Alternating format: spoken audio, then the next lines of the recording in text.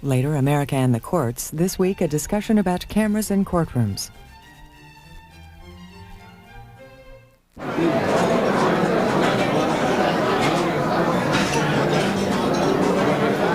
Now a speech by Minister Farrakhan of the Nation of Islam, who's being honored with the 1995 Newsmaker of the Year award given by the National Newspaper Publishers Association. The association is a trade association for over 200 African American newspapers in 38 states.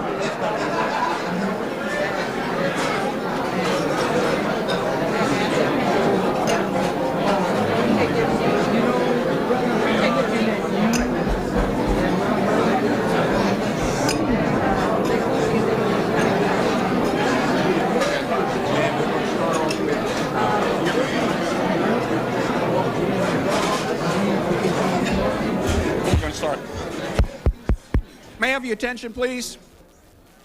Would everyone take their seats? Because we're going to start the program a little earlier than what we planned, because we want to have enough time to accomplish all the important things that we'd like to accomplish. So if we could get some cooperation, we'd appreciate it. So the first question is, if everybody would take a seat, we can proceed. You can continue to eat, but we want to start the program.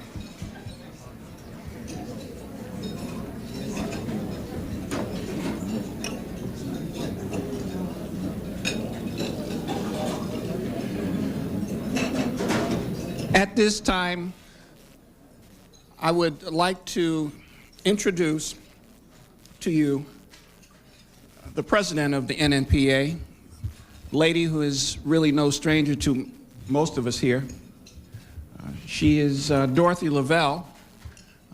She is just an exceptional individual.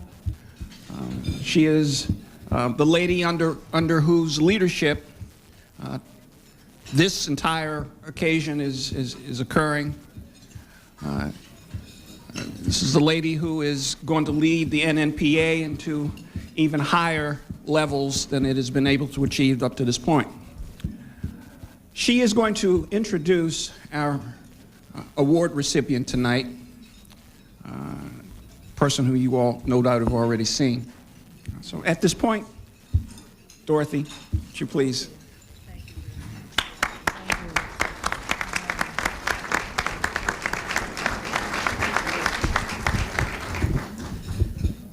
As you probably guess, I didn't order this podium because otherwise you'd be able to see more of me.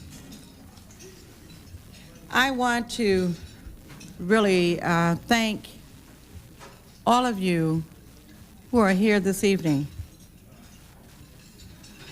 The Black press of America has had an unusual day today. I am so very pleased that we have a very captive and a full audience this evening. Perhaps if we had had the convention center, I believe this evening it too would have been full. The National Press Building just will not accommodate the numbers that wanted to be here this evening. To help us to pay honor to someone who has meant so much to so many of us for many, many different reasons. But I have a couple of housekeeping things that I need to do just before I introduce him. And of course, often we get into this thing and people get up, and I've heard them at various and sundry dinners say, I'm introducing someone who needs no introduction, and it may or may not be true. That is certainly the case this evening. But I have a couple of housekeeping things that I need to do before I get into that introduction. I want to, first of all, tell you some of the things that we've done already. We expect to be here for the next couple of days. And if there has been a Black Press Week that has truly been meaningful so far, just one day of it, and I don't think it has anything to do with the fact that I happen to be president, but let me just say this, it has truly been meaningful to me. We started out this morning very early on Capitol Hill where we met with our leaders. Members of the Congressional Black Caucus came to brief us on what was happening to us in legislation in the nation's capital. We also took the opportunity to go over on the Senate side, which we don't often do, to talk with some of our senators and their staffs about even-handed justice in this world, and as it particularly concerns Black and African nations.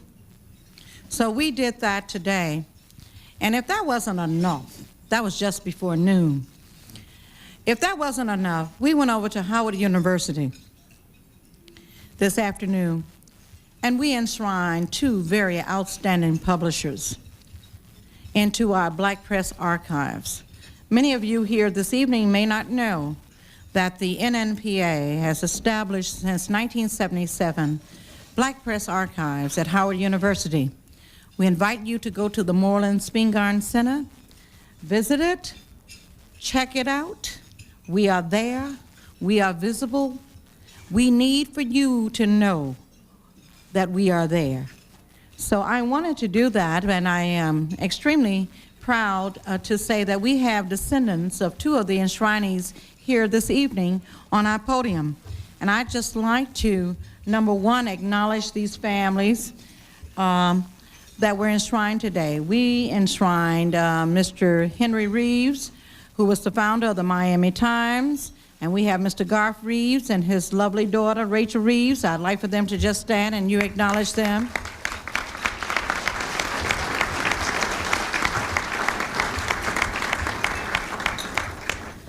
In addition to that, we enshrined Mr. J. Hugo Warren, who is the founder of the Observer newspapers here in Washington, D.C., and which has spread certainly to Philadelphia. And we're extremely proud of them. I see Dolores is leading the applause. For Lauren Newton and J. Hugo Warren, Washington and Philadelphia. Say hello to them.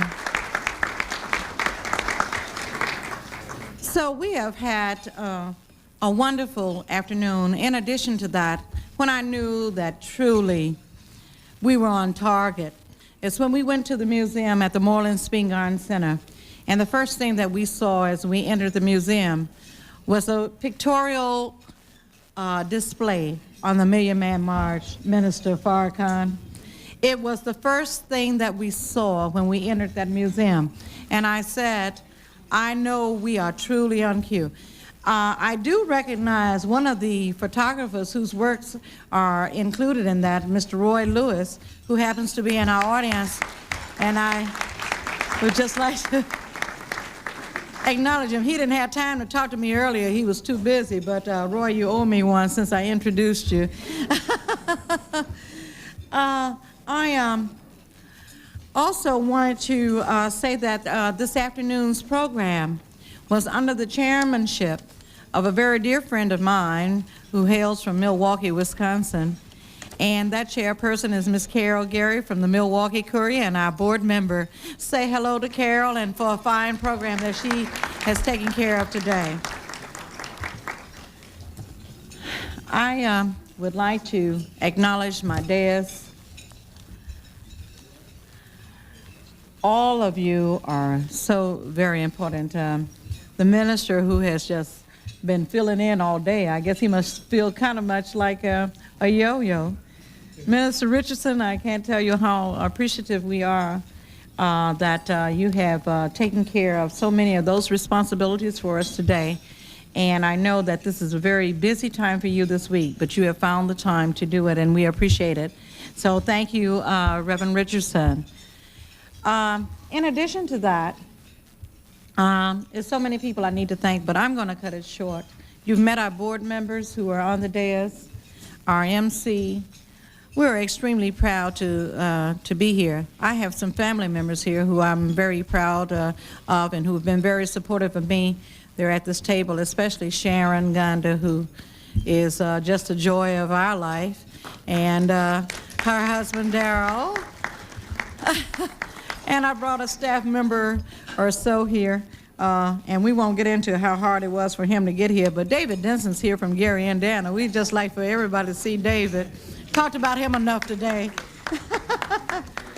All right, I'm going to get on. I have one other serious matter, if you will indulge me just for a moment. Can everybody hear me? I'm extremely proud to also let you know that we have an entrepreneur in this city that many of you may not know about who stayed until the bitter end, until the Howard Inn closed. And she has been very gracious to come this evening as my guest. Miss Ida Lewis from Ida's Idea, who has a new location near the Renaissance Hotel on 7th. Is that 7th Avenue Northwest? 7th Street. You know, I get a little confused. We don't have some of the same designations in Chicago, but I wanted you to meet her, and as somebody that most of you ladies ought to know. And perhaps she might be a little bit more lenient when I come in to buy my things. But I wanted to just give you a little information that perhaps you have not heard earlier this evening, and I would like to really have your attention. The black press of America, and I call it the new black press. The new black press. Somebody said, what? The new black press. We were founded in 1827, and we were founded for a very specific reason. Black women were being called names in New York City and across the country. Our black men felt powerless in many instances to do anything about it. Our people were, in most parts of the country, they were still in bondage. They were slaves. March 16th, 1827 was the very first founding of a black newspaper. It was called Freedom's Journal.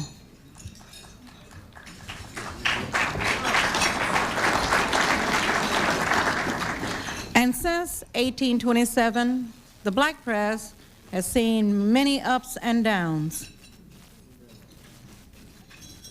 but none that we were not willing to wait out and just hang around when you needed us again. Little did we know, and I think some of the people over there in the corner that may not be able to hear this, or those who may be talking, maybe you need to know that in 1996, you need us more than ever before.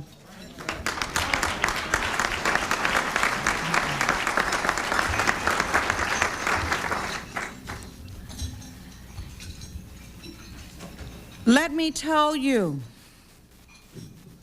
and I appreciate our honoree this evening because he had the nerve. Not that he needed to have any nerve, because he's always had the nerve, to come out and say if it had not been for the black press of America, 1 million of our black men would not be in the nation's capital today.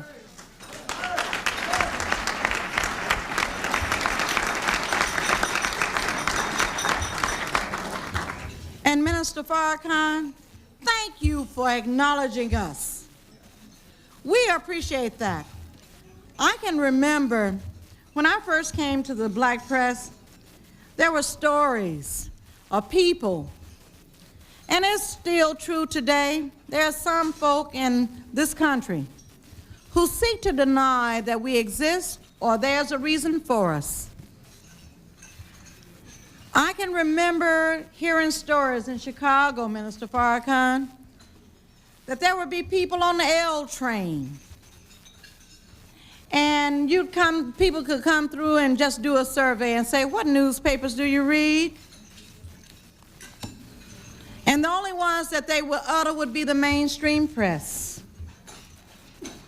Yet they went into their bathrooms, even at home, and they read the Crusader, they read the Chicago Defender, they read the Pittsburgh Courier, But they wouldn't tell you that that's the newspaper that they relied on for the truth. We still have those people who are denying us even today, Minister Farrakhan. Garth Reeves knows of the struggle that we've been through. But Mr. Reeves has a very successful paper down in Miami, and we're proud of him. And we're going to have successful newspapers across this country if everybody would support them as they should be supported. And we need to support our own.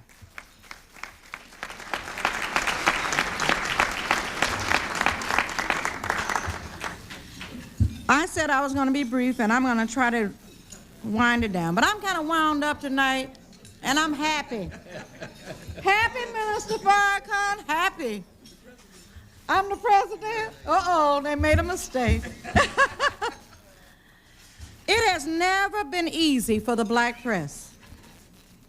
Not in the beginning, when we had to overcome insurmountable odds to put our people's thoughts on paper, an action they thought we'd never be able to master. It wasn't even easy as a result of our persistent challenges and written protestations. They finally began to understand that we, the American black people, were no longer going to accept being treated as second-class citizens. And finally, it wasn't even easy, even after legislation was implemented which said our image of equality was there. We had this image of equality. They nevertheless constructed barriers which guaranteed we would continue to be relegated to the second level, the minor league position on the economic playing field of American industry. Thus, I guess, we shouldn't be surprised. Indeed, we probably should have expected it when, under the guise of interracial joint venturing, we are now challenged by those who are going to use their dollars and disguised imagery to force us completely off the playing field for national advertising dollars.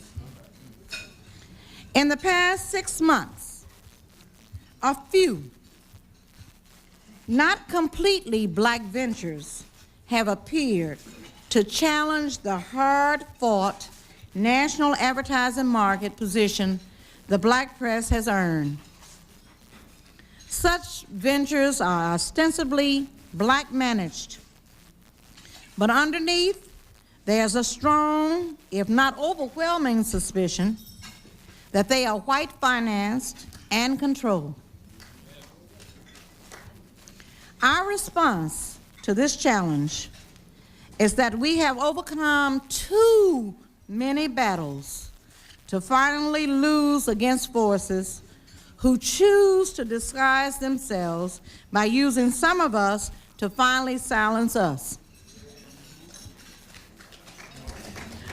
Now, I'm wondering, did you hear what we said? Our response to this challenge is that we have overcome too many battles to finally lose against forces who choose to disguise themselves by using some of us now, not everybody, some of us, to finally silence the black press. In the ensuing months, as the latest battle lines become better defined, it should be clearly understood that in the upcoming encounters, we will not roll over and bow down to the impact of this challenge. We will be congenial, but we will be tenacious. We will not give in to the better financed ventures, since we are the ears and eyes of the African American communities we have served for over 169 years. It is this bond which we have so carefully forged with our readership that will prevent these new challenges from prevailing. We will disclose these ventures as what they truly are, a sham to the true interests of our communities.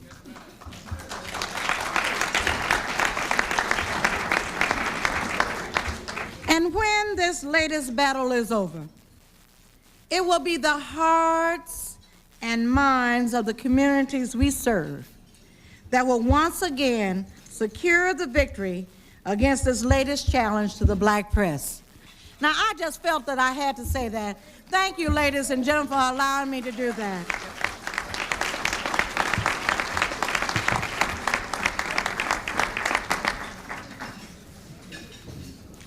And now, ladies and gentlemen, what we've all been waiting for.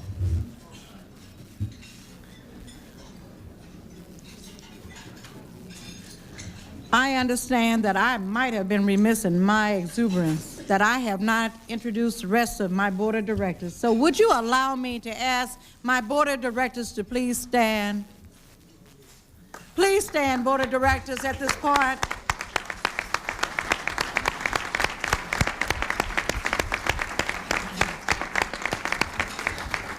We appreciate you. And of course, at the head table is our executive committee, which is comprised of our officers whom you have already met. Again, we appreciate them. But I tell you, if there was anything that has been such a powerful impact for our industry, it has to be the Million Man March. Little did we know at the beginning when we heard of the concept, the impact that this Million Man March would have on our nation. It has been far-reaching.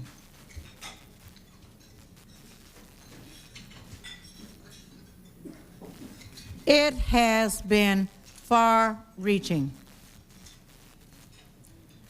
Even now, as we speak, there are people meeting who are still trying to find ways that we can extend, accentuate, embellish, and make the Million Man March extremely meaningful to African Americans wherever they are.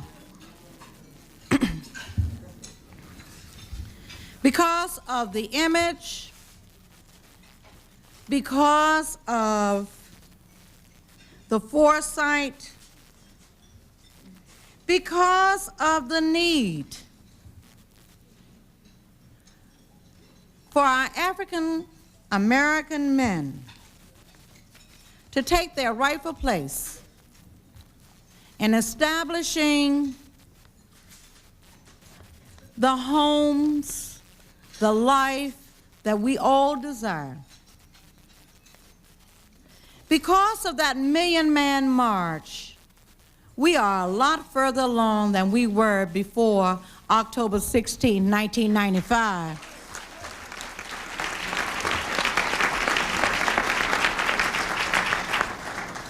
And Minister Farrakhan, some folks wanted to ask me, well, how do you feel all of this controversy about Minister Farrakhan? You know, he's a controversial guy. So let me tell you something. The black press is not unfamiliar with controversy. Minister Farrakhan, we are not afraid of controversy. And as the leader of the NNPA, we are more committed than ever before.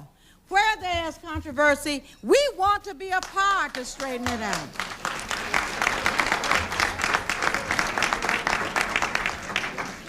We want everybody to know we are not afraid.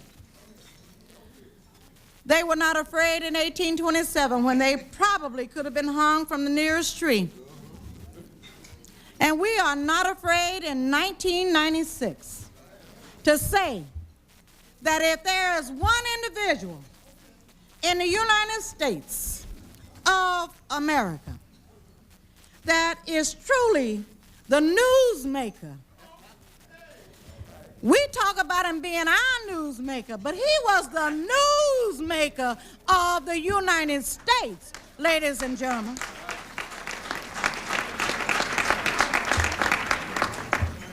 And I'm not going to read all this stuff, but I mean, you know, the thing that I love about the minister is that he is multi-talented. Not only is he charismatic and learned, and really a very, very nice man. And I mean, really, I mean that in the highest sense. But he is so talented. He plays the violin. Can you imagine how the response was in Chicago, Illinois, when the minister on his 60th birthday played the violin before the Chicago Symphony Orchestra? They say, is that the same Minister Farrakhan? And then, of course, all of the other things that he's done.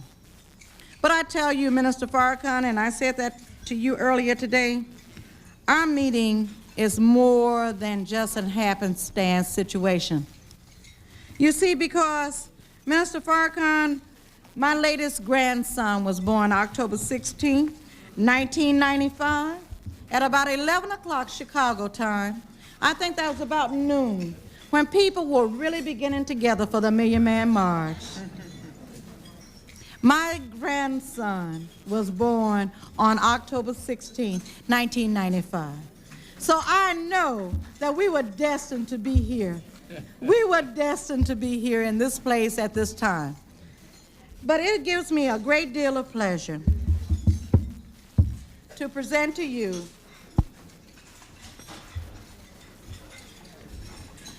this small token of appreciation.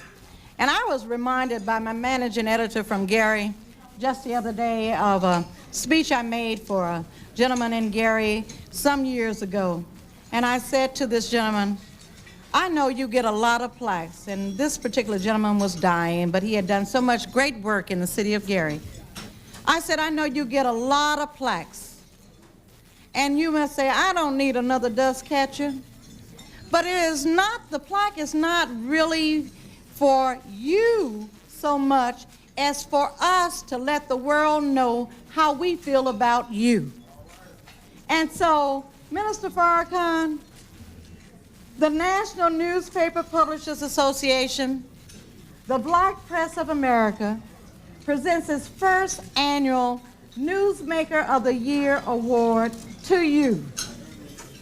The 1995 Newsmaker of the Year, in recognition of your contributions to the improvement of African American life in America, through your foresight and leadership in spearheading the 1995 Million Man March.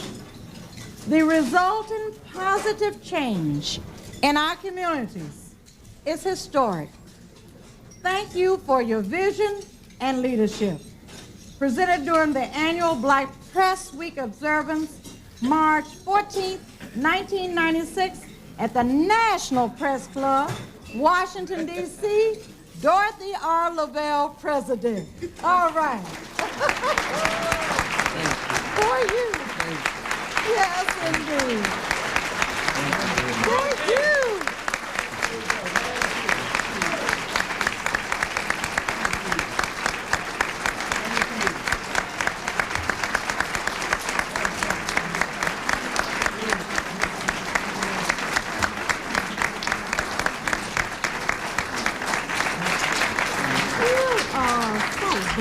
I am so proud. Let me just mention the fact that a duplicate of the plaque will hang in our national office, which is located here in the city of Washington, D.C. I brought that one along, and in commemoration of this historic occasion. And thank you, Minister Farrakhan, again and again. I am so very happy to have you as our first newsmaker. And God bless you. All right. Yes. And now you will hear from the minister. Let's hear it from the minister.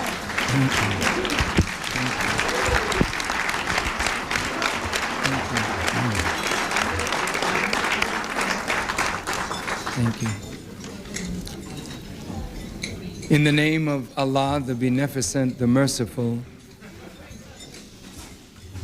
we give Him praise and thanks for all of His prophets and their scriptures and the guidance that He brings to the human community.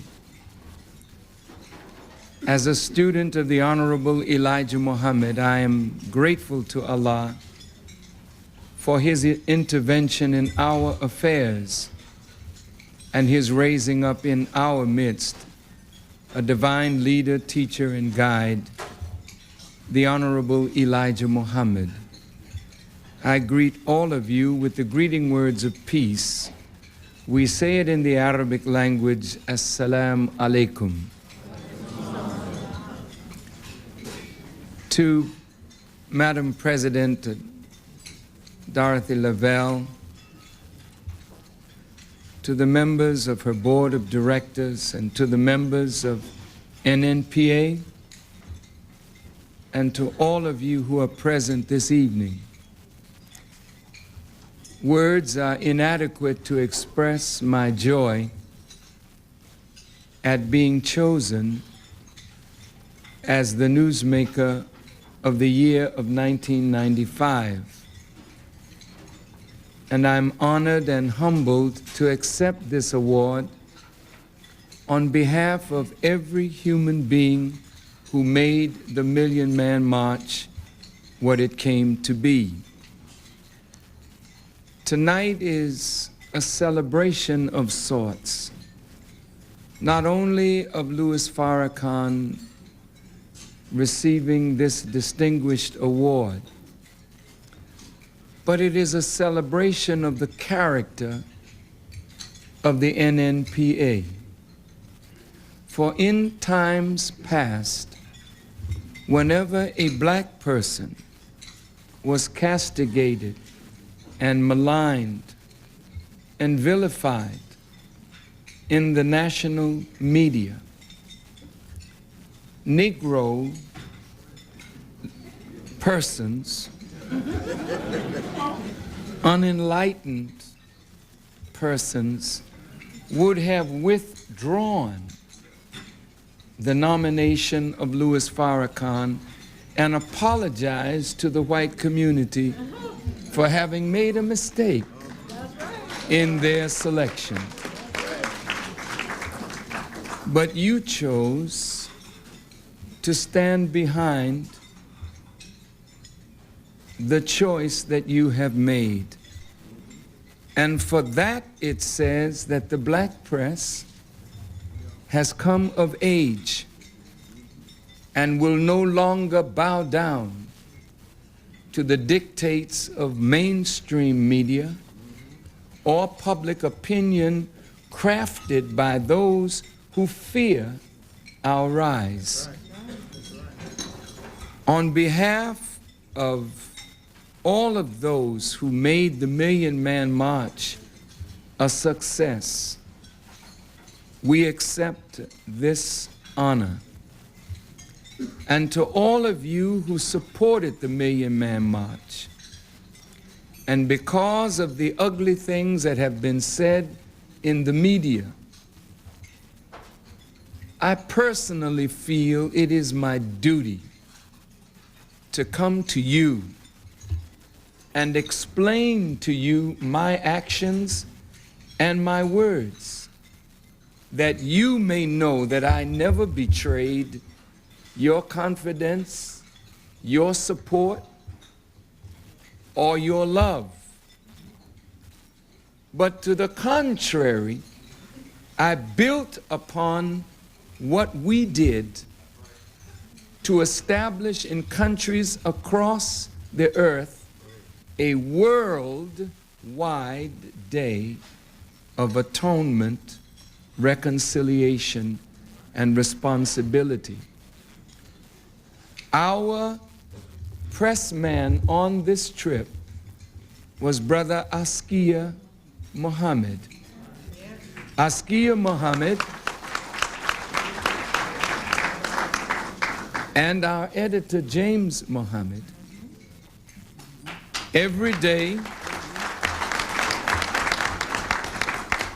compiled the work of that day, and they distilled that work into news releases that were sent to the black press and sent to the mainstream media.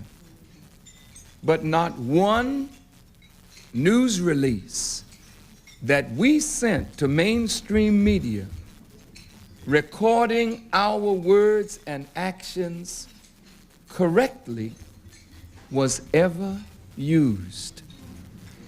It appears that there was and there is another plan and another design. You understand, as serious and thinking black men and women, that this government has never permitted a black person to gain influence over black people where they did not seek to control that individual, direct that individual, and through that individual direct or misdirect our struggle. But they know, and you know, that they do not control Louis Farrakhan. And they know,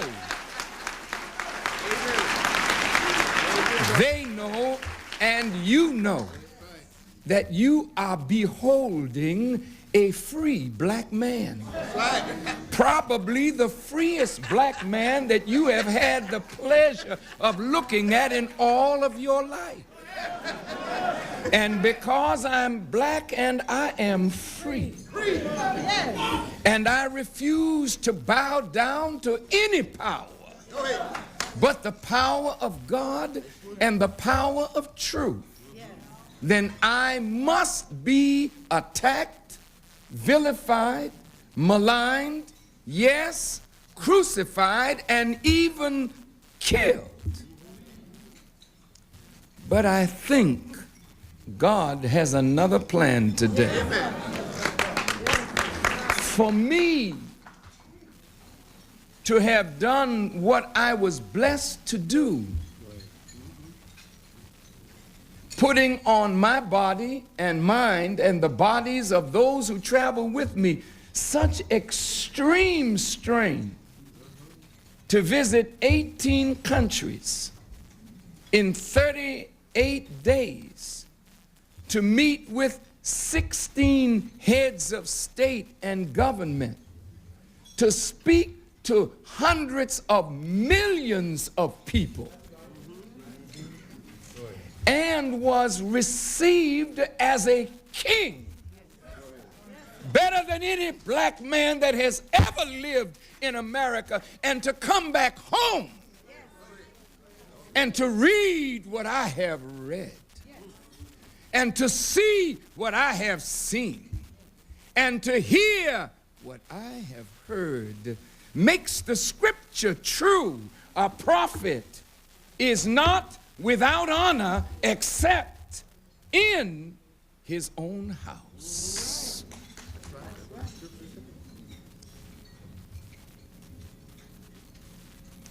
On this trip with me was the former Congressman Gus Savage, former mayor of Gary, Indiana, Thomas Bonds, and president of the World Council of Mayors, Dr. Sarah Moulton, who is the International Affairs Advisor to Dr. Dorothy Height of the National Council of Negro Women, Askia Mohammed,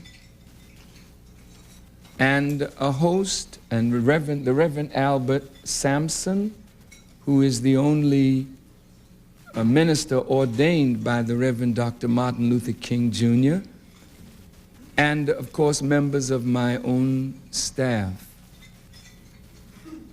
We felt it was our duty to go to Africa, to go to the Middle East.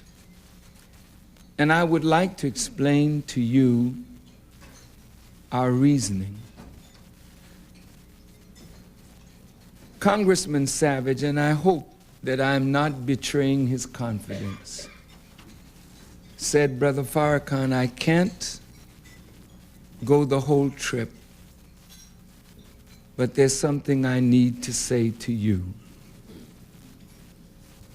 And in a private stateroom, in the beautiful 707 jet that we had chartered, Gus Savage said these words. He said, Brother Farrakhan, I never knew the extent of your power in Africa. How could I know? To see Brother Farrakhan alight from airplanes and hundreds of persons at the airport greeting me. Leaders, political leaders, religious leaders, Christians and Muslims. To see the great honor and respect that was shown, and to witness in every country the effect of the Million Man March, and how that event changed the image of black men in particular in the hearts and minds of people the world over. Congressman Savage said these words. He said, brother, not only do I see that you have the potential power to unite black people in America, but I see that you have the potential of uniting black Africa. And if you have the same effect in the Arab and Muslim world, you are the most dangerous man alive to those who rule by divide and conquer. And he said prophetically, you can be assured that when you come back to the United States, they're going to jump on you with both feet. He said, Brother Farrakhan, I was with W.E.B. Du Bois and Paul Robeson. I knew of Marcus Garvey, but there never was a man in the past who had the potential to do what I see you have the potential of doing. And to think, in words, that such has fallen on you. Well, when I came back home, and this is home,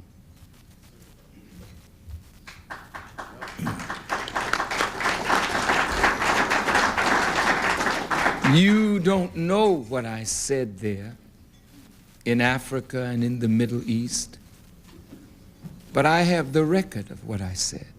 Go ahead. And I will present the record of what I said to the American people. I know that the masses of the American people, black and white, will give me a fair hearing, even if the Congress is afraid. To come back and hear and read words, treachery, traitor, seditious, cavorting with despots and dictators, a friendship tour called the Thug Fest, Farrakhan grubbing for money. He is an enemy to his people. He betrayed his people. Many of you in this audience who have lived a few years know that prior to the crucifixion of every one of our great leaders, the media had to castigate them and falsely accuse them. Marcus Garvey was accused of fraud over the Black Star Line. He was not a fraudulent man, but we went along with the U.S. government and we crucified our brother, only later to learn how honorable a man Mr. Garvey was. W.E.B. Du Bois, one of the most brilliant that we have produced, because he became international, because he dared to challenge racism in his magnificent writings. They took his passport. He died in Ghana, developing the history of our people, but he suffered rejection from you, whom he loved, whom he worked for, whom he lived for, whom he died for. His own people disowned him because the white media said he was not a good person. Paul Robeson. These are my elder brothers. I stand on their shoulders, not equal to them, but I'm born in a different time. Paul Robeson, an artist, a scholar,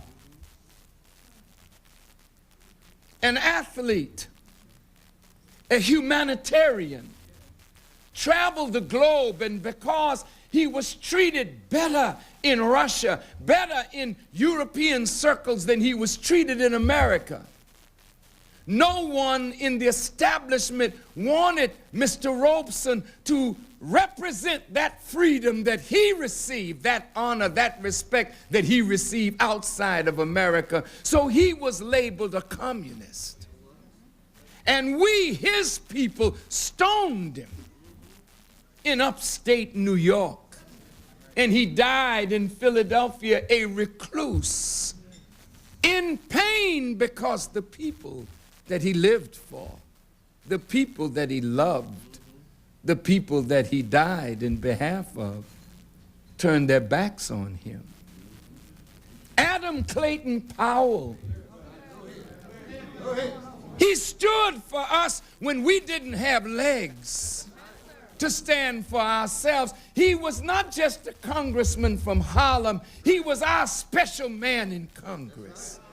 He had the nerve to use his position of power and influence to bring congressmen to Harlem and hold court in the streets of Harlem over our condition.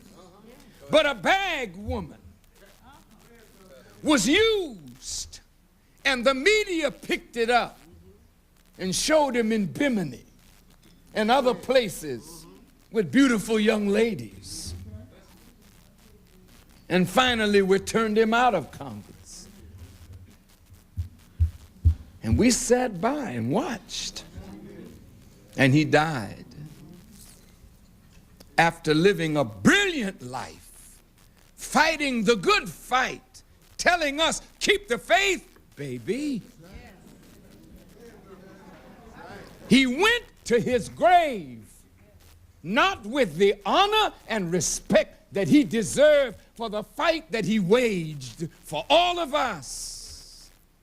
The black press usually mimicked the white press. So if the major establishment media found a black person that they could condemn, then we joined in a chorus.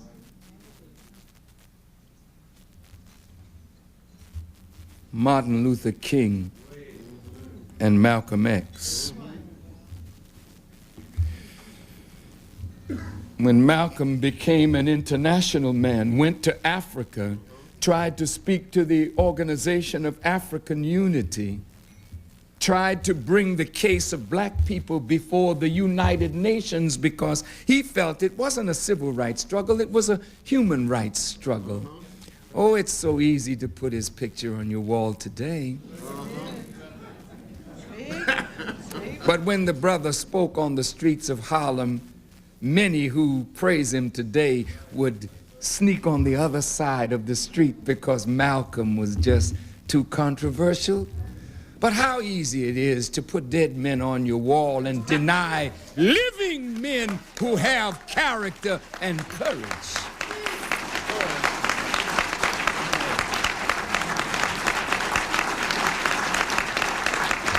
Martin Luther King was a beautiful human being to the white establishment, as long as he dealt with Negro business. Integrate a toilet. Fight for our right to be buried beside white folk. Help us to sit down in a diner and to bed down in the finer hotels of America. Help us, doctor. Give us the right to vote. That brilliant human being, that man of great moral strength and courage, became an enemy to those in power when he made an innocuous sounding speech. I have a dream. But to those who saw that dream as a nightmare, when my little black boy and little black girls and Catholics and Protestants and Jews and whatnot can live together in peace, somebody didn't like that. And so the next day at the field office of the FBI, a memo was sent to J. Edgar Hoover that this man is the most dangerous Negro in America. And when the good doctor decided against the war in Vietnam and decided to stand for a principle that America could not fight the war on poverty and then spend untold billions of dollars bombing people in rice paddies in Vietnam. And today, you have peace with Vietnam, huh? You go there now and you have trade opportunities. But when a man of principle said it was wrong to kill, and when Muhammad Ali stood up and said, them Viet Congs ain't never called me nigger, took his title. But Martin Luther King had done a grave disservice because he dared to enter the international field and interfere with what is called America's foreign policy objectives. And therefore Martin Luther King, Malcolm X, and all those who move in that arena had to be silenced. But first, you had to be made to abandon him. And many Christian pastors today who laud Dr. King, and I think it was Carl Rowan back then,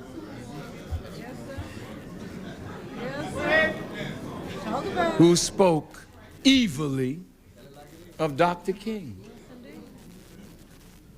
He was a traitor.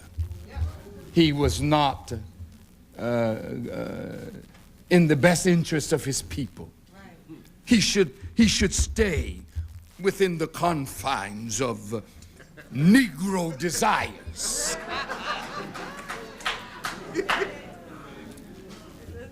Beloved brothers and sisters, if it is against the law for a citizen of the United States to interfere with foreign policy, I don't know how a citizen could be charged when foreign policy is made in the State Department and you don't know what the policy is. There's an overt policy and there's a covert policy. The American people are suffering from America's foreign policy. You travel abroad and they tell you, Yankee, go home. You don't know why. The American people are not guilty of the policies that are formed in secret, of the things that are going on in the government that the American people know nothing about. But all you have to do to understand why people don't like America is to come out of America and travel and see the effect of America's policies in Africa, in Asia, in the Caribbean, in Central and South America, and in the Isles of the Pacific. When you can see as I have seen with my eyes, then any man or woman of moral character has to stand up. I was not born to bow down. And if you're looking for a scared to death Negro, then you look past me.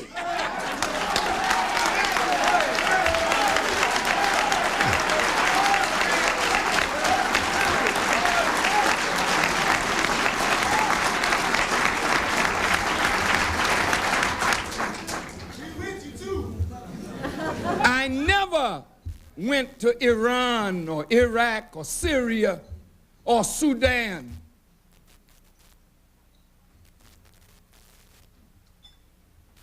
to say that Muslims, God is going to give Muslims the honor of destroying America. Lies. Lies. We will prove this before the American people. Why you can't trust the media. You can't hang me on what Brother Gaddafi says. I didn't say it. You report that what Jana News said, and now you go before Congress to get a resolution based on press reports? The Justice Department sends me newspaper clippings as their basis for questioning me? What kind of country is this? What kind of intelligence is this? If you have something, then bring it. But if you have nothing, then shut up.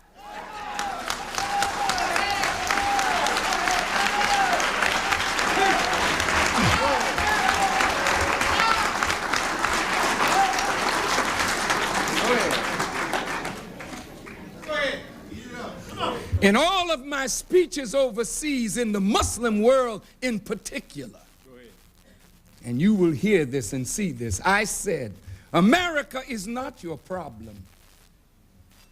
Israel is not your problem. The West is not your problem. You never heard that, did you? I said your problem is your deviation from the path of God as laid down by Prophet Muhammad. That's your problem. And when you come back to God and the straight path, no problem that you consider a problem will be a problem.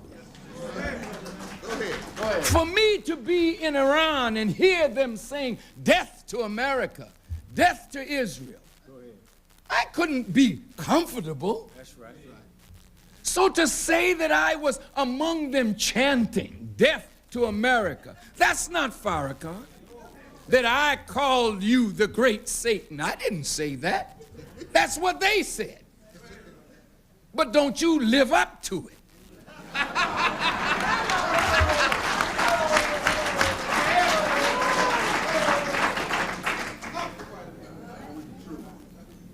When they were saying down with America, down with Israel, I said stop. I said, say up with God, up with the Quran, up with truth, up with righteousness. And when you go up with God and up with truth, you've already put the enemies of God and truth and righteousness down. My role is the role of a teacher. And the sad thing is, you got too many politicians and too few teachers, and ignorance is the worst enemy of the peoples of the earth, and America is full of it. Full of ignorance, that is.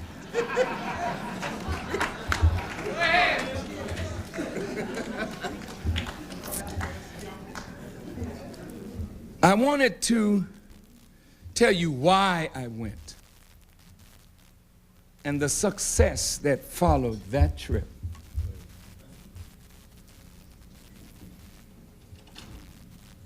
I won't be long.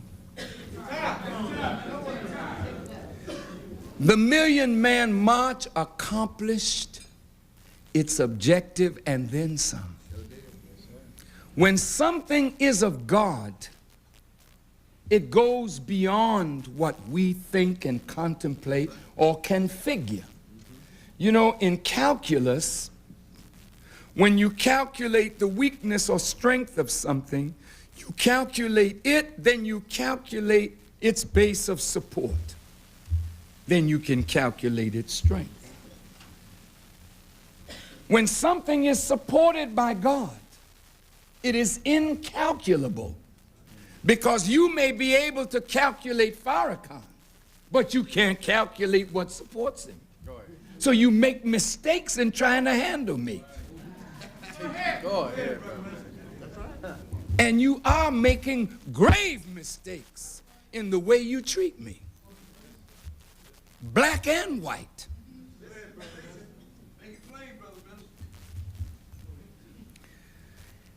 When the Million Man March concluded, as you know, in our minds, in our small minds, I saw the black male being castigated all over the earth, black male in particular, black female too, with degenerate cultural display in movies, in videos, in our recordings.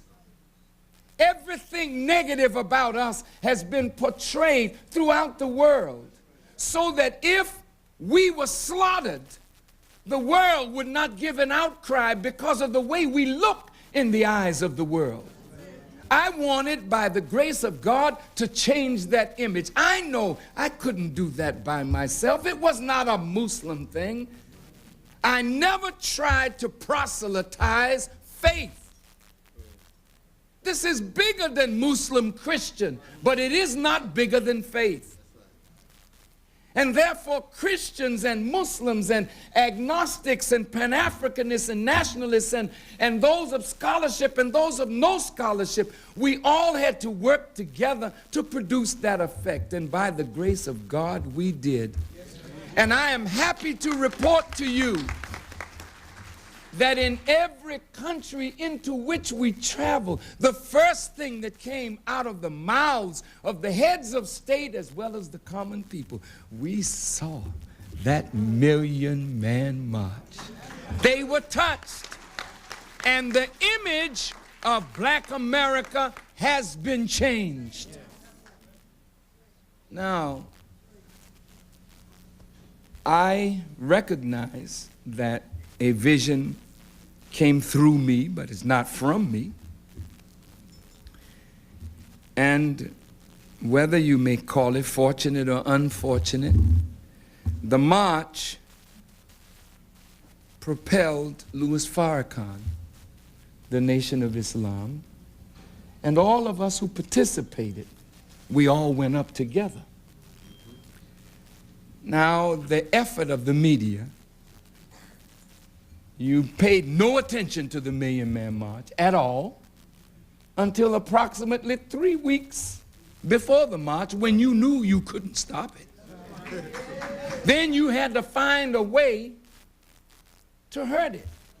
from the very beginning, this was not a march against women. This was a march for women. It was a march in behalf of women.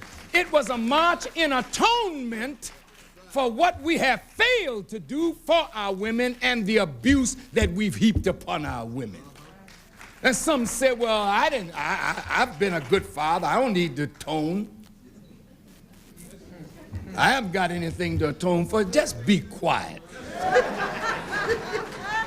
There is no human being on this earth, from the Pope on down or on up, that can say that they have nothing to atone for. All human beings are guilty of sin, and every one of us need to get closer to God. And the beauty of the Million Man March was, it was the first time that it was a God-centered march, a God-centered demonstration, and that is what accounted for the decorum, the peace, the tranquility, the brotherly love and affection, that over 1 million human beings could gather on the Washington Mall, and not one incident, not one arrest. We made history. But after we made history, I went into a depression. Not elation, but depression. As I read the reports, I stopped. I couldn't read anymore. I heard myself characterized on television by noted commentators as a madman, a nut.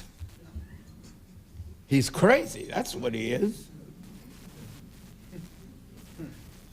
So befuddled were they at the success of the Million Man March that the only thing they could think to do was to discredit me and then to try to separate the message from the messenger.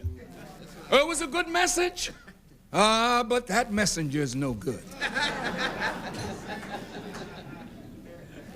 Now all of you have Jesus, but you've been separated from his message. You got the man, but you don't have his righteousness. So this divide and conquer, see, it's always at work. And at that time, Farrakhan, they said this was not a march for black men, this was a coronation. A coronation. I could see it. I could see my cross. Instead of saying King of the Jews, King of the Negroes, I could almost see what was about to take place with me.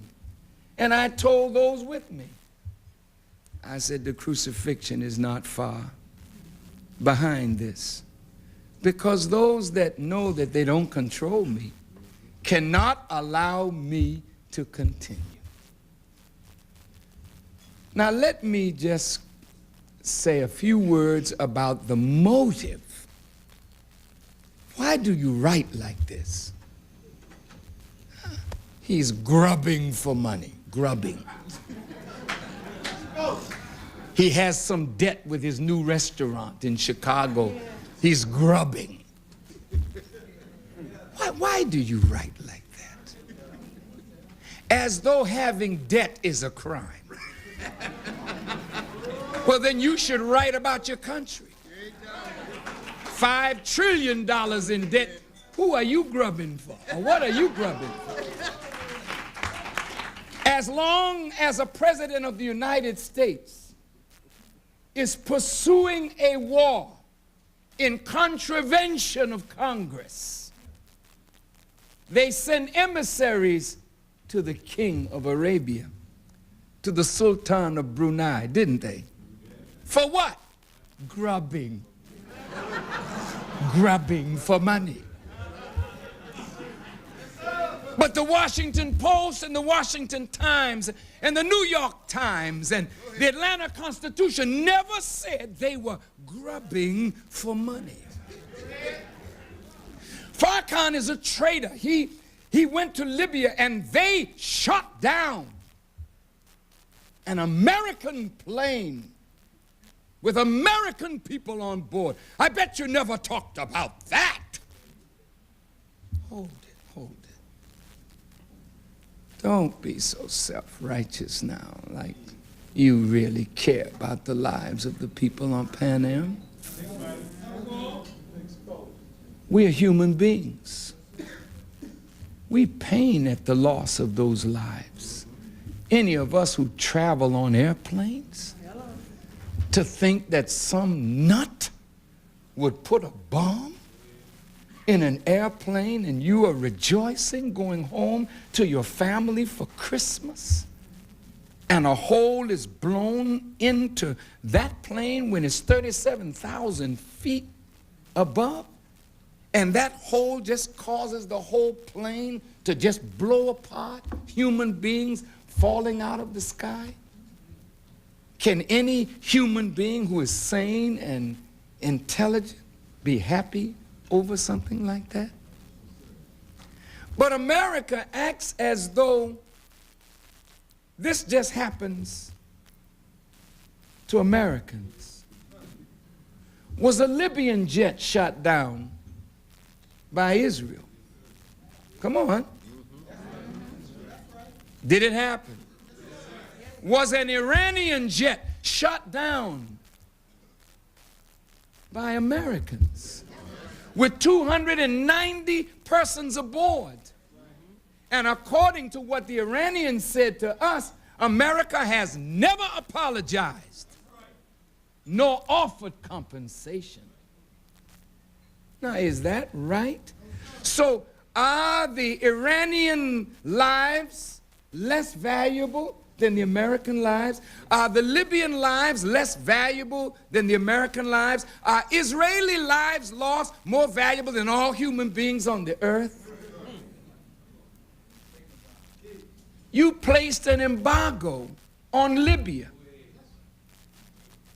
Why? What is your reason? You used Pan Am 103 as a justification,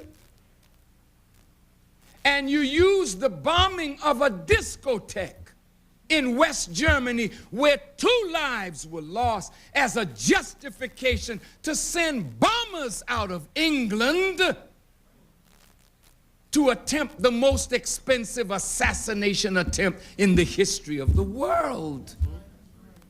But that's okay because that's America. We can do what we want. We have the power. Wrong is wrong. And if Gaddafi says, I will turn over my nationals to be tried, but not in America, not in England, try my nationals in a neutral country. If you're so convinced that you have the truth that Gaddafi and Libya did do it, let's bring the truth out. But don't use the media to try Libya in the media so that 87% of the American people, when there was an attack on Gaddafi, went along with it and said, hooray. You don't kill the heads of state of other nations with whom you disagree. You've never tried that with Russia. You've never tried that with China. But you're so cowardly. You pick on little nations, bringing out your stealth bomber on Noriega in Panama, killing innocent people down there and lying to the American people saying that you did not kill a whole host of people.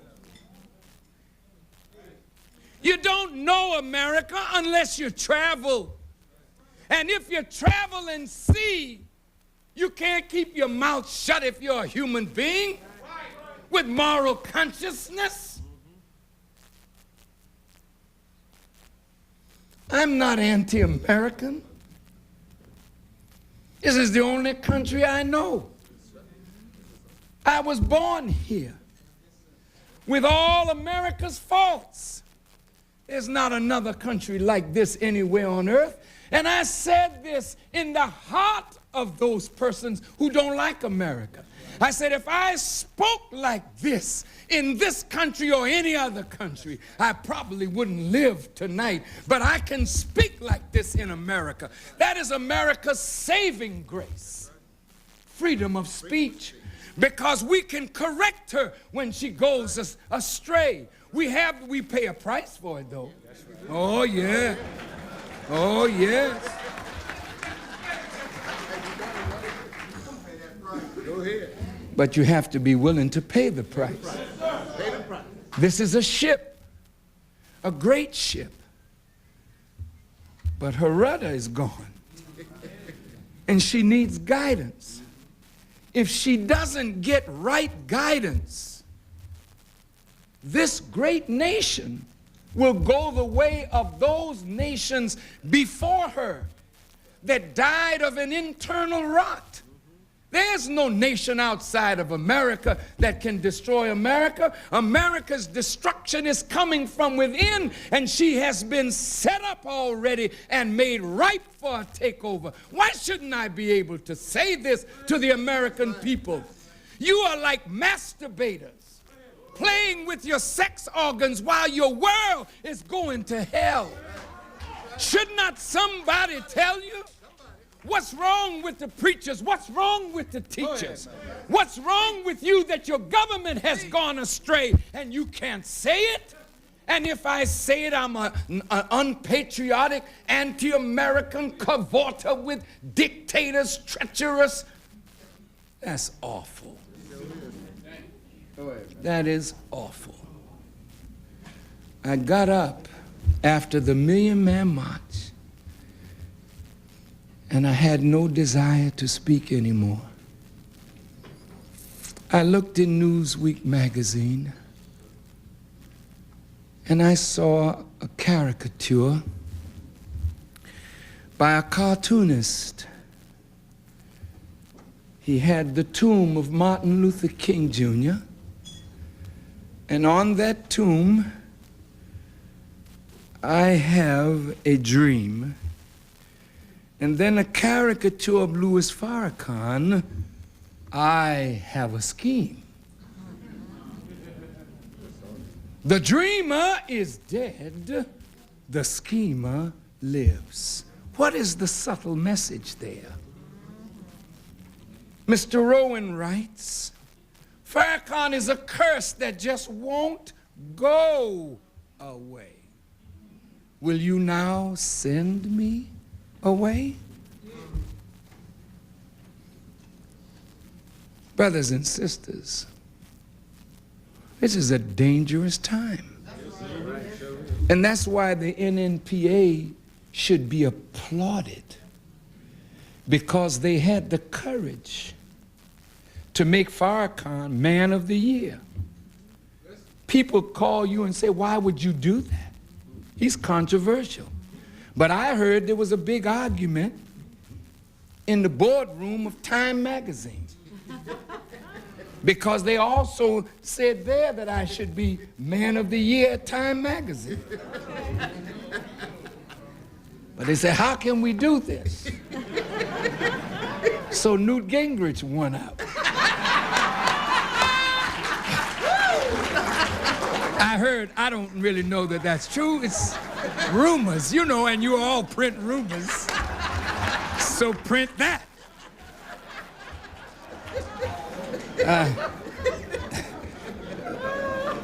I'll be finished in a second.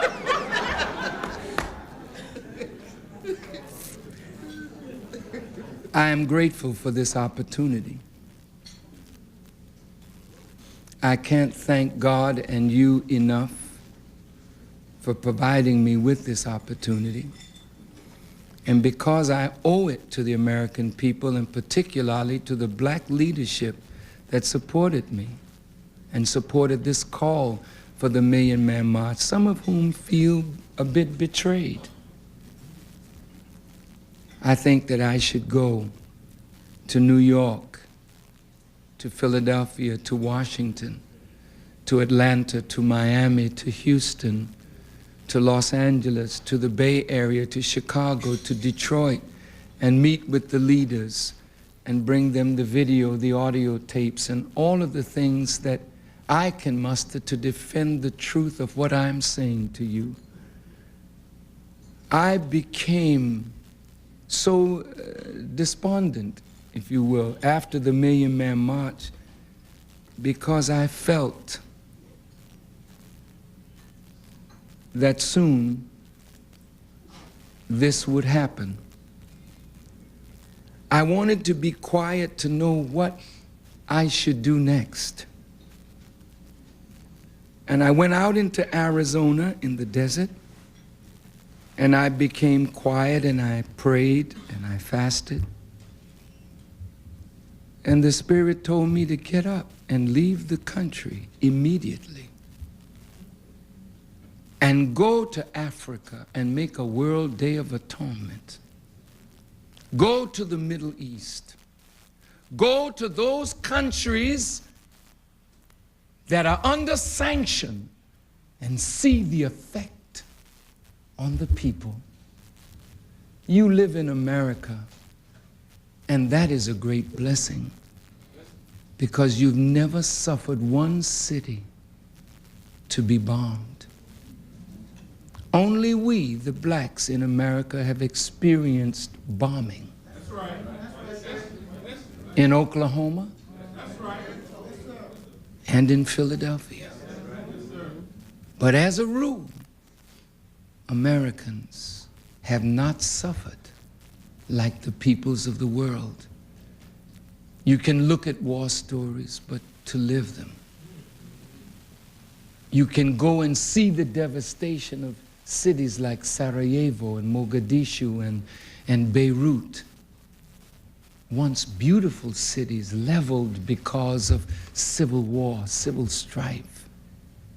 But you have not seen that, except, of course, during the rebellions of 64, 65, 66, and after Dr. King was assassinated in 68, we rose up and burned our own neighborhood. But in the Rodney King situation, people were thinking a little differently, and there was serious devastation. But by and large, the American people are very blessed. Very, very, very blessed. But when God told me to get up and go, I didn't hear a voice. I don't want you to think that I heard a voice now. I didn't hear no voice telling me, Farrakhan, get up and go. It's just the Spirit. And when the Spirit moved me to do that, I got up. And usually a trip like that would take 6 months to plan, at a minimum 3 months. It was planned in 3 weeks. And brothers, in the middle of the planning, President Abacha of Nigeria sent an emissary to me to ask me if I would come to Nigeria. And I said to the emissary, he wanted me, number one, to see if I could reconcile differences between Abacha, Mandela, and Mugabe, and if I would come to Nigeria. And I said on one condition, 2 conditions, that there be security, because I didn't want to take a chance and get assassinated in Africa, and secondly, that I must be allowed to speak to Chief Abiola. I must be allowed to speak to the opposition. I must be allowed to go to Agoni land and speak to the people of Mosop. And within 3 days, I got word back that my petition was granted. And so we included Nigeria on our world tour. Now, when you read about it, they'll make you think I only went to Sudan, Nigeria, Iran, Iraq, and Syria. Thug fest. Well, let's see all the thugs that were in that fest. We landed in Ghana. President Rawlings is very respected in these circles these days. And we had serious talks, private talks about Africa, about democracy, and about Nigeria. I wanted his opinion, and I got it. From there, we went to Liberia,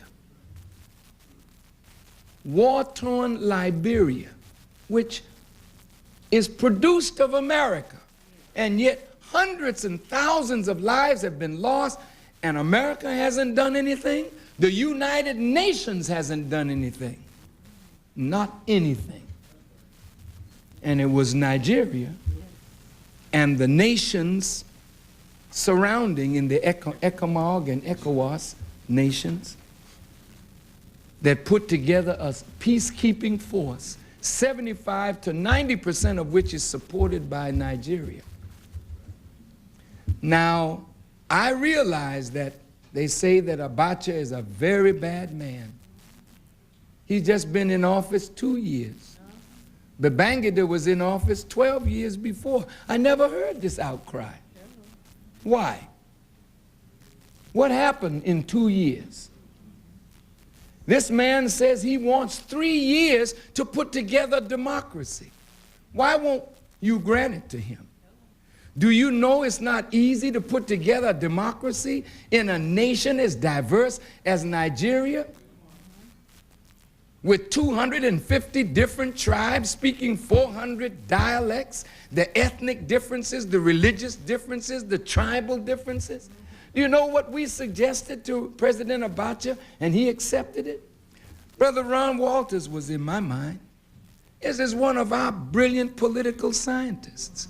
I thought that we could put together a group of political scientists to help Abacha produce a democracy with an African personality that could be imitated across Africa. Why not give the man a chance? Why must he be sanctioned? I'm here to tell you that every president with whom I spoke, not one of them is in agreement that Nigeria should be sanctioned, in spite of the fact that Sarah Wiwa was killed and they ate with him. None of the presidents agreed with the death of Sarah Wiwa. They were all chagrined about it, except one president, and he offered something totally different. President Chisano of Mozambique. He said those who have the death penalty in their country should not speak. Because if you have the death penalty, you are putting people to death every day in your countries, but they're not known persons. See? President Mandela felt betrayed because there he was in Auckland, New Zealand, defending Abacha and pleading to give him time to build that democracy when he gets word that Sarah Wiwa is hanged. And in his anger, he lashed out. But now the temperament is calming. I will conclude. We visited Ghana, Liberia, Nigeria, Libya. I got to say something about Gaddafi. Members of the press, look. When the Million Man March was over, I got a call from President Gaddafi. I was surprised. He was so excited I couldn't even recognize his voice. When he calmed down and then he spoke through an interpreter, he said words to this effect. He was so impressed with the Million Man March that he would put the wealth of Libya behind the Nation of Islam. Now that's what he said. And I know the CIA has it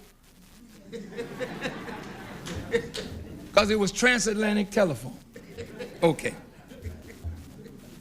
Now, I went to Libya, not grubbing, looking. Now, I'm serious. If Gaddafi wants to grant us $1 billion or more, wait now. Some of you say, well, I won't receive it. Well, fine.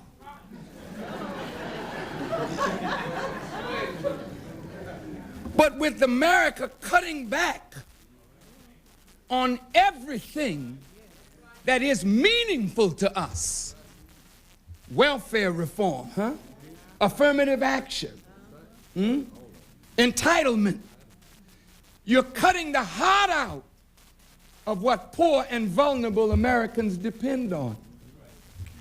Because you don't like me, you sanction those who follow me. That's what Peter King did in the Congress. He put sanctions on the Muslims. Here these brothers are doing a good job in the project houses of America, cutting back on crime and on drugs, making it safe for the people to live. And because you don't like Farrakhan, you take away their right to earn a living. Well, then if Gaddafi wants to grant $1 billion for us to build homes, because I certainly won't buy guns. You know my history, and you know the history of the Nation of Islam. We buy farmland, we set up schools, universities, factories. Isn't this what black folk need? Yes, send the money, Gaddafi. And listen, if there is a legal way to do it, I think I should receive it. We don't want to do anything illegal. Oh no. Oh no. But we want to do everything legal. And if he sends it and I receive it, you'll be the beneficiary. I don't need $1 billion, but we do. We got plenty of money in America, but that would help to get something started. Can you think of what we could do with it? I thought to myself, honest to God, the NAACP, that's my organization. They shouldn't have to be in debt. Not with what they've done for all of us. I would love to free all black organizations from white philanthropy. But we will not take guidance or instructions from those who grant the money. Our instructions have to come from our own effort and our instruction. Our counsel. We do not need anybody outside of America to tell us what to do for our liberation. We cannot be agents of a foreign power. But if the foreign power wants to grant us money, it's fine. I mean, America didn't mind getting money from the king to finance death in Nicaragua. I think, wasn't it James Baker who went to Iran? Oh. Was he cavorting? Of course not, because he was sent by an American president. What was he over there for? He was over there. He was over there trading arms for hostages. I think I remember reading somewhere in the press that the hostages could have been released during the Carter administration. But they held those hostages on a deal that was made to be released in the Reagan presidency. Talk to me and tell me if I'm wrong. Somebody was around here cavorting.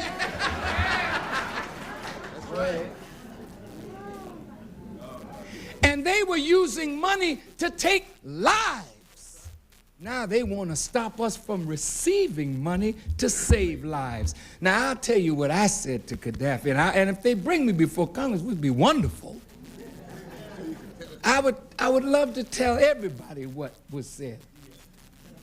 Here's our Dr. Alim, who I sent to Kenya,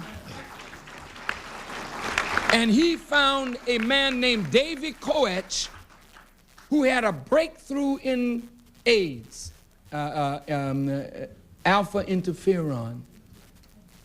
And we took the tablets from Kenya and developed it into a liquid by the grace of God. And what we said, and he was a witness, to Gaddafi is, Mr. Gaddafi, you know, guns is not the way. Guns is not the way. I said, Brother Gaddafi, you could enhance your image if you would set up a pharmaceutical plant here and use your oil money to mass produce alpha interferon, since Africa is dying from the scourge of AIDS. I said, and if you would develop inoculations, because we can't trust the people that are inoculating our babies. We don't know what they're putting into our children. But if we had a source that we could rely on, if you would do that, your image could be cleaned up, and you would be in history as a humanitarian revolutionary rather than a man with a gun. Did he agree? He agreed. I believe, now listen to this, every one of these countries that America says are enemies, they can come in because they all want a relationship with America. But you know what the problem is? Economic, social, and political justice. If they get that, they're your friends. These are not enemies of the American people. When we went to the Sudan, that's not no country that's a threat to America. Stop it. If there's slavery there, we have to condemn it. We are the children of slaves. But we're not going to condemn it on a newspaper report. Let's go and see. We need our own fact-finding group of scholars that we can put money behind. You go and see whether there's slavery in Mauritania. And if it is, all of us will condemn it, because slavery should exist nowhere on the earth. Isn't that right?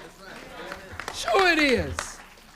But let's not be bamboozled, to use Malcolm's words, by media hype. President Abacha, I will tell you, I talked with him about Abiola, and we went to see Chief Abiola. We had an hour and a half talk with Chief Abiola, who's known to many of you. And all of us that have had some connection with Chief Abiola have respect and love for him. I won't disclose in this setting our conversation, but I want to go before the Black Caucus if I can't go before Congress. I would rather speak to the members of the caucus and give them the inside details of everything that we said and did, so that we will not allow them to alienate us from each other when we need each other so desperately in this critical time period. And the last thing I want to say, I went to Iran. Iran definitely is against the state of Israel. No question about that. Iran does not like America's government establishment. And I was there during their celebration, and I'll tell you, I felt a little strange, you know, when I hear people chanting, you know. But I spoke to them because I am a Muslim. And although I see myself coming out of a Christian tradition and love my Christian upbringing, I could never be an enemy of Christians because I have accepted Islam. So I brought Christians with me to show Christian-Muslim unity, because that's the only thing that can save Africa, is the unity of Muslims and Christians and not Christian-Muslim antagonism. In Iran, I spoke before 5 million Iranians in person. This is the audience. It's the largest gathering I ever spoke before. The American press said tens of thousands. Boy, yeah, but you should have counted the tens and tens and tens and tens of thousands. And I was the first and only person in the history of the modern Iran to be granted the opportunity to speak to the Iranian people on the occasion of the celebration of their revolution. Now, why do they trust me and not you? Because I have a track record of fighting for and in behalf of the oppressed. I am not a slave to America's foreign policy, and therefore, as a free man, they invited me to speak. And in that context, I spoke to the whole nation of 63 million under sanctions and comforted them. As an American citizen now, I'm speaking to those who are hurting because of what America's foreign policy says. And our words inspired them, comforted them. And they mobbed Farrakhan like I was some rock star. I talked to their theologians. I talked to their students of theology. I visited their holy cities. The security almost got destroyed, just trying to keep the people from me, not to hurt me, they just wanted to touch me. They wouldn't say this to you. Mandela, the moral authority of the black world. You didn't want to show Mandela embracing Farrakhan. You didn't want to show Mandela welcoming Farrakhan. You lied to the American people, telling them that Mr. Mandela lectured me, chastised me. You're a liar. How could a man that had been in prison 27 years lecture me on racism, and I'm the product of the suffering of people for 400 years as he is? He told the press, I spoke with Farrakhan for 45 minutes and there was no area in which we disagreed. They didn't say that to you. They took a picture of me moving a fly or some mosquito or something that was on my head, so they made me look befuddled. This is wicked, wicked, wicked, press, wicked. The man came out of his house with his arms outstretched and said, Louis! And rushed into my arms, and I rushed into his, and we just stood there hugging each other in front of the world press, and the only picture that they could put before the world was me scratching my...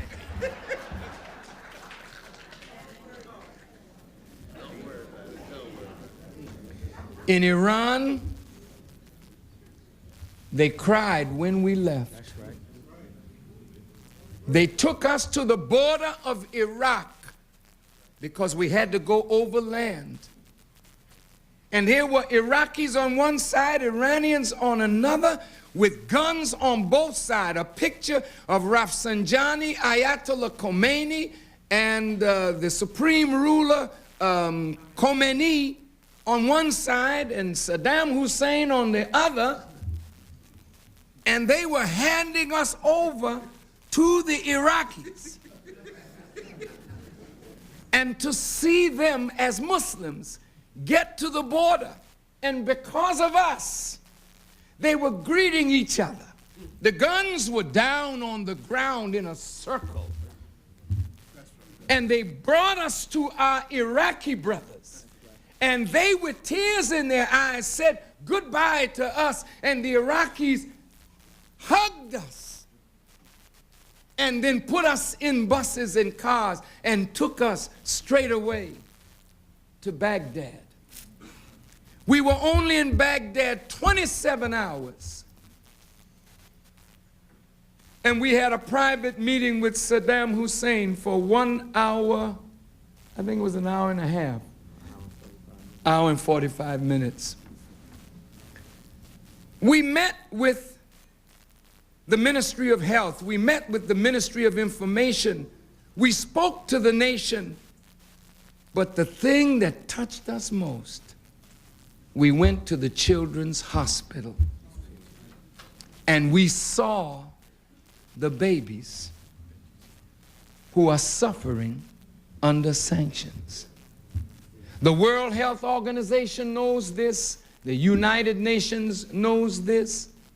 Over 560,000 children have died in Iraq since the war. Where are those pictures?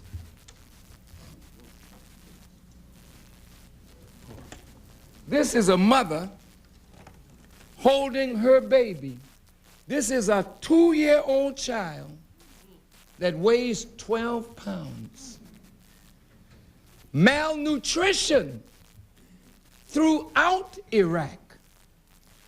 People dying on operating tables, and the people who are being operated on, they have no anesthesia.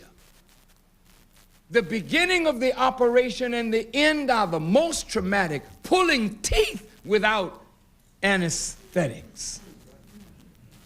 You got to go and see, brothers and sisters, for yourself. Whether Saddam Hussein is right or wrong, why should the children die? And you have a slogan, save the children, and 500,000 of them dead in Iraq, and you can see death in the faces because there's no food adequately for the children to eat. The mothers are bringing forth their babies prematurely because of malnutrition, and they've got incubators there that they can't even get parts for. They got to put 2 in an incubator. You got to go and see. But of course there's an embargo. You can't go. You can't go. I can. And the reason I can go is not because I'm a defiant Negro. I am a human being. And I am not just an American citizen. I am a world citizen. You can't limit me to the continental United States of America. I'm not just you. You didn't take me from just you. You brought me from Africa. Why shouldn't I be concerned with what you're doing in Africa?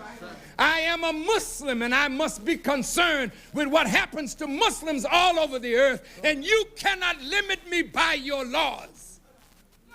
And for you to tell me that you can arrest me for interfering in your foreign policy, then you should come on and do that, because I'm going to interfere with any policy you have that evilly affects Africa, the Middle East, the Caribbean, Central and South America.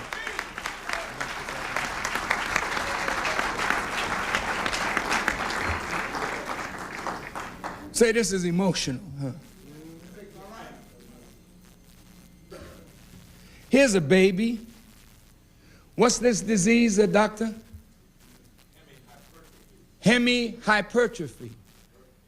It's a birth defect, not from malnutrition. This is from uranium in the bombs. We saw children dying of leukemia that is treatable, but there's no medicine to treat them. This child, on one side is swollen big, on the other side it's small. But for us to go through, many of us just couldn't leave the hospital with dry eyes. The Minister of Health, Dr. Alim, he was so incensed by what he saw because he knew he wasn't in a hospital. He said he was in a death camp because a hospital is where you cure people because you have the means to cure them. Here's a hospital that doesn't have the means to cure, so the doctors are just presiding over death. This is what sanctions have done.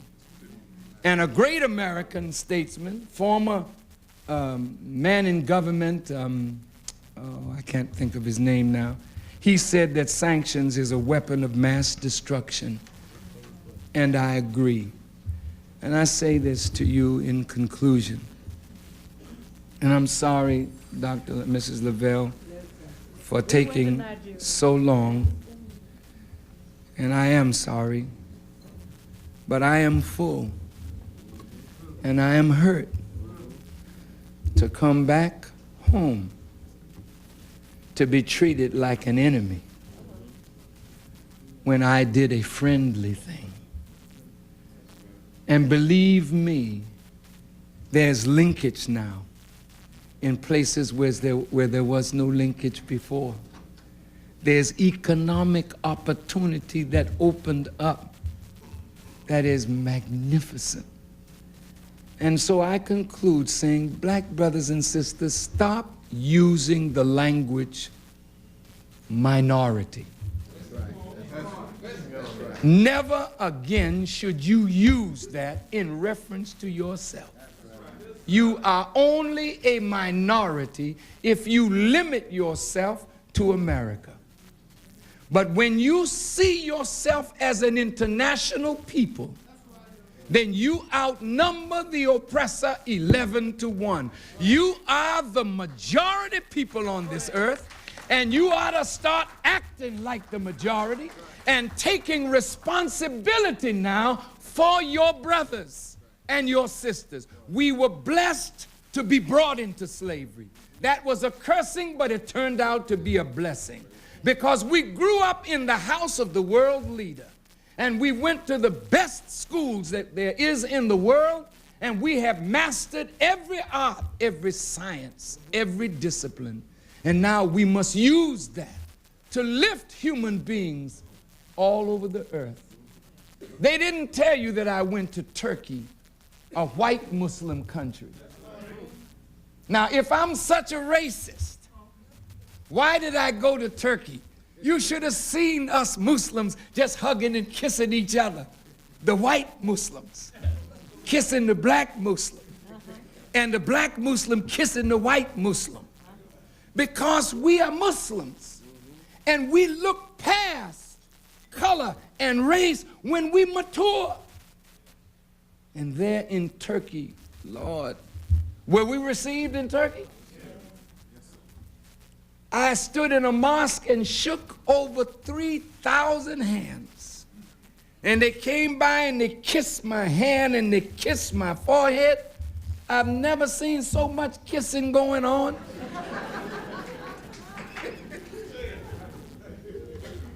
Brothers and sisters, this trip was historic. And they sent me to Syria through the Iraqi border. And Syria and Iraq's borders have been closed for years. And the only way we could get to Syria was that President Saddam Hussein had to talk to President Assad. And they talked.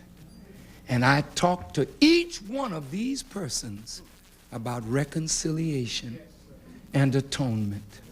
Iran and Iraq have slaughtered each other. Over 1 million lives have been lost. Should not I ask them to atone, to reconcile?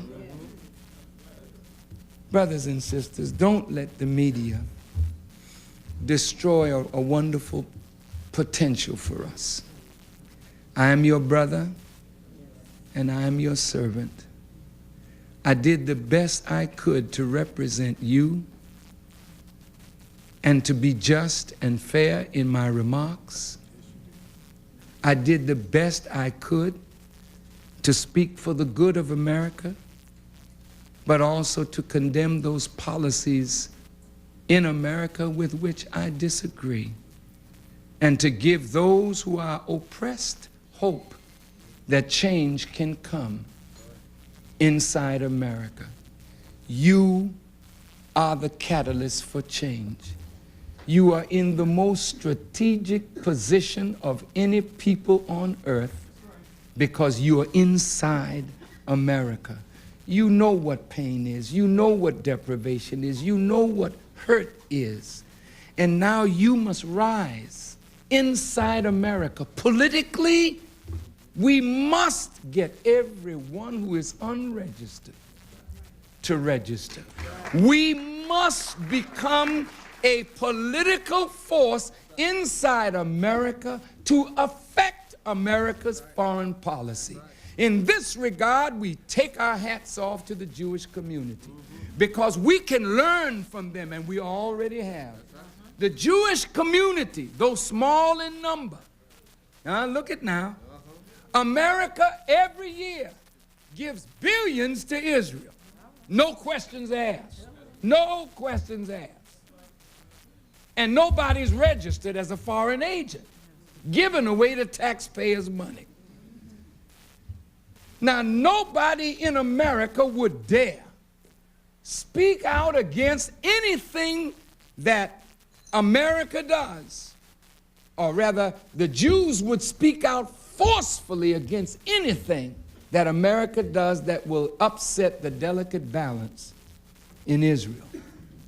That should tell you what we have to do for Africa, what we have to do for suffering nations in the Caribbean, in South America. You have the power. It's in our hands. And because those in power see that we're coming into a bit of political and economic maturity, and if we leveraged it, we could make America more humane. You have to do it now because she's the only superpower left, and she's drunk with her own arrogance. She's drunk with her own power.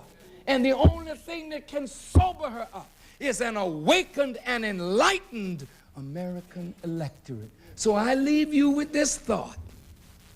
America is pushing democracy all over the world. Is America truly a democracy?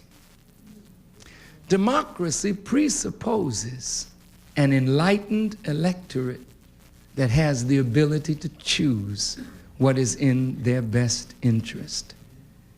When you go to the American people, ask them, who is Senator Dole?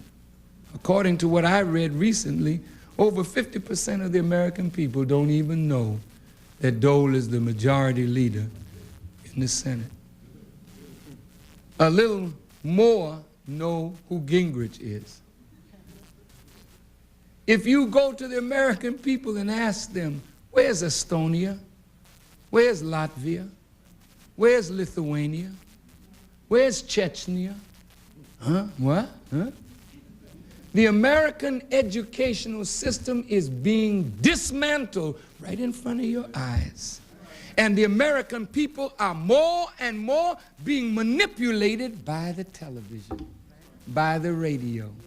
So you don't have enlightened decision making. You are herded like sheep by slick advertising on television. If you really want to make America a democracy, you have to make the American people the most aware and enlightened people on earth. Then nobody can manipulate their vote and take it like you take candy from a baby. Let's get busy. Let's stop fighting each other. And if they say things about me, don't believe it. Question it. Question me. And then if I'm wrong, I'm your brother. You correct me. You chasten me. You chastise me if I must be chastised. But don't go along with the enemy whom you know wants to separate me from you so that they can destroy me. And then 30 years from now, they'll say, you know, that guy Farrakhan, he was an all right guy. Let's name an alley after him. thank you for listening, and may God bless you as I greet you in peace. Assalamu alaikum.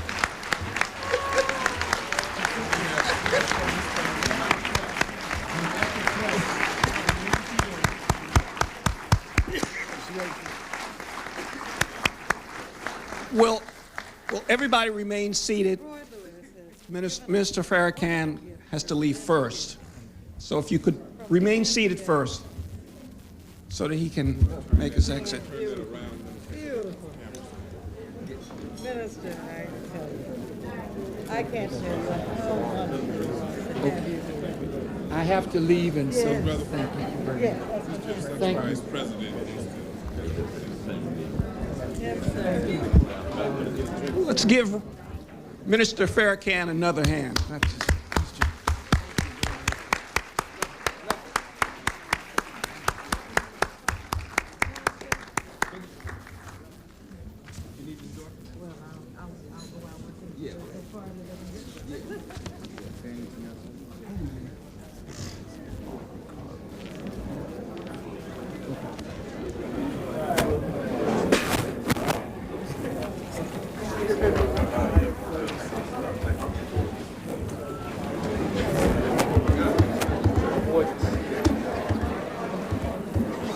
So you get a wide shot?